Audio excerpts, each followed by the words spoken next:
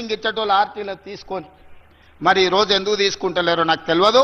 మీరు దయచేసి మీ ఆర్టీసీలో ఏటీసీలో చదువుకున్న పిల్లలకు అప్రెంటిస్షిప్ ఇచ్చి వాళ్ళకు అవకాశం కల్పించి వాళ్ళలో ఉన్న నైపుణ్యాన్ని పెంపొందించడానికి దానకిషోర్ ప్రిన్సిపల్ సెక్రటరీ గారు పిలిపించుకొని మీరు మీ ఆర్టీసీకి సంబంధించిన అధికారులతో మాట్లాడి ఇక్కడ ట్రైనింగ్ పొందిన విద్యార్థులకు ఆర్టీసీలో అప్రెంటిస్షిప్ ఇవ్వండి.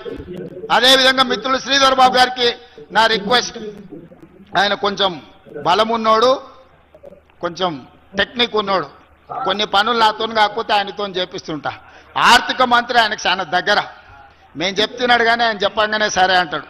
వచ్చే సంవత్సరం నుంచి ఈ ఏటీసీలలో జాయిన్ అయిన ప్రతి విద్యార్థికి ప్రతి నెల 2000 రూపాయల స్కాలర్షిప్ అందించడం ద్వారా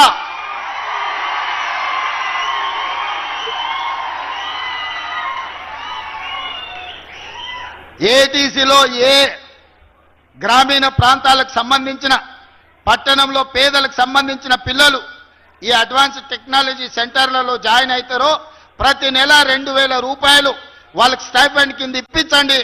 ఆ పిల్లలకు దొవ్వ ఖర్చులకు ఉండడానికి ఖర్చులకు వెళ్తాయి, ఆ పిల్లలు చదువుకుంటారు. ఆ ప్రోత్సాహం ఇవ్వాల్సిన బాధ్యత మన రాష్ట్ర ప్రభుత్వాన్ని.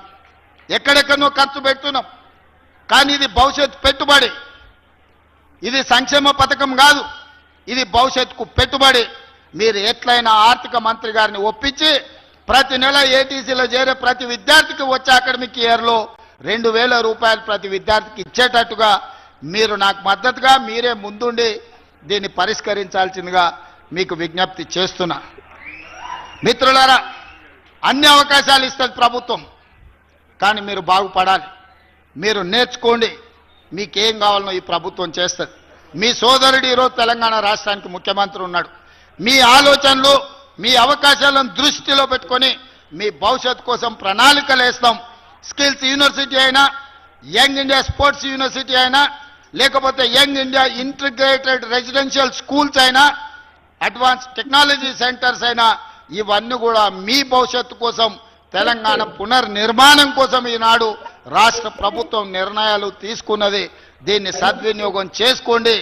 భవిష్యత్తుకి వారధులుగా అవుతారు. జపాన్తో కూడా మనం ఒప్పందం చేసుకున్నాం. జపనీస్ లాంగ్వేజ్ నేర్పడానికి ఈనాడు జపాన్ నుంచి మన టీచర్స్ వస్తారు. ఇక్కడ పిల్లలు జర్మన్ లాంగ్వేజ్ నేర్చుకోవాలన్నా, జపనీస్ లాంగ్వేజ్ నేర్చుకోవాలన్నా, ఇతర దేశాలకు సంబంధించిన రష్యాలో ఇప్పుడు 30,000 ఉద్యోగ అవకాశ ఖాళీలు ఈరోజు మనల్ని అడుగుతారు.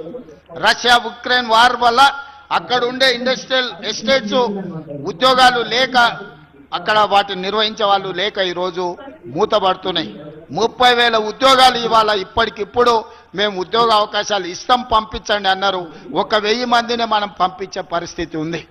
జపాన్లో అయితే 2 లక్షలు 3 లక్షలు ఎన్ని లక్షల మందిని పంపించినా జపాన్లో 70 ఏళ్ళ పైన పడి 120 ఏళ్ళు ఉన్నోళ్ళు ఉన్నారు. వాడు తండ్రి వ్యాపారం చేస్తా తండ్రికి 100 ఏళ్ళు వచ్చేవరకల్లా కొడుకు 70 ఏళ్ళు వచ్చినాయి. తండ్రి వ్యాపారం కొడుకు తీసుకోలేదు, ఆయన కొత్త వ్యాపారం పెట్టుకున్నాడు. ఇప్పుడు తండ్రి రిటైర్ అయ్యి కొడుకు ఇద్దామంటే కొడుకు అది తీసుకుంటాడు. నాకెందుకని, నేను ఆల్రెడీ లైఫ్లో సెట్ అయిపోయినాను. ఆ 100 సంవత్సరాల తండ్రి నవ యువకుల కోసం చూస్తున్నారు.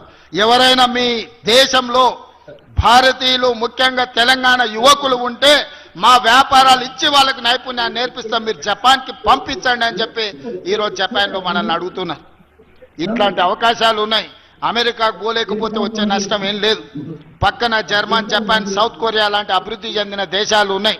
ఆ దేశంలో ఎవరికి పెద్ద ఇంగ్లీష్ కూడా రాదు, మీకు తెలుసో తెలియదు. ఇంగ్లీష్ వస్తే పెద్ద మేధావి అని కొంతమంది పోజులు కొడుతుంటారు.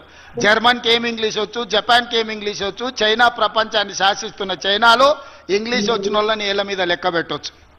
మనిషికి తెలివి ఉండాలి, చిత్తశుద్ధి ఉండాలి, పని చేయాల్సిన కమిట్మెంట్ ఉండాలి, వ్యసనాలకు బానిస కావద్దు. గంతే. ఈ 4 కామన్ సెన్స్ ఉంటే 40-50 వేల నుంచి 4 లక్షల వరకు ప్రతి నెల మీరు సంపాదించుకునే ఉద్యోగ అవకాశాలు వస్తాయి. మనం ఈరోజు వారధిగా తెలంగాణ రాష్ట్ర ప్రభుత్వం మారుతుంది.